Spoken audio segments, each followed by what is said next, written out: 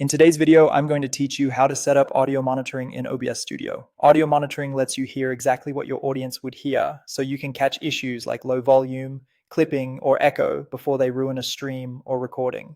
Start by opening OBS Studio. Go to Settings, then select the Audio tab on the left. In the Advanced section, find Monitoring Device. By default, OBS uses your system default, but it's more reliable to pick your specific headphones or audio interface here. Choose the exact output you want to listen on, ideally a pair of closed-back headphones to avoid feedback.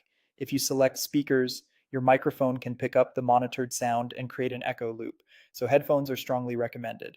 Once you've chosen the right device, click Apply and then OK to lock it in. Back on the main screen, look at the audio mixer panel. This is where all your active sources live, things like mic aux, desktop audio, browser sources, or media players. Next to the source you want to monitor, click the gear icon and select Advanced Audio Properties. In the window that opens, locate the audio monitoring column for that specific source. By default, it's set to Monitor Off. You have two useful options. Monitor and Output lets you hear the audio in your headphones and also sends it to the stream or recording. Great for microphones, game audio, or anything your audience should hear. Monitor Only, Mute Output lets you hear it privately without sending it to the stream, perfect for previewing sound effects, checking a noisy source, or cueing music before it goes live. Choose the mode that fits each source, and remember you can set this differently per source. With monitoring set, use the sliders in the audio mixer to manage levels. Keep peaks out of the red to avoid clipping. For voice, aim for strong, clear peaks around the yellow range, roughly between -10 and -6 decibels. For background music or alerts, keep them comfortably under your voice so they don't overpower, typically much lower on the meter.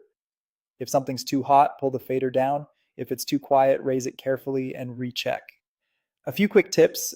If you hear a delayed echo, you may be listening to your stream preview and OBS at the same time. Mute the preview and monitor only through OBS. If feedback occurs, make sure you're not routing monitoring to speakers. And if your device adds a slight delay, you can fine-tune sync later in Advanced Audio Properties. That's it. You've set up audio monitoring in OBS Studio, and you're ready to hear your mix with confidence before your audience does.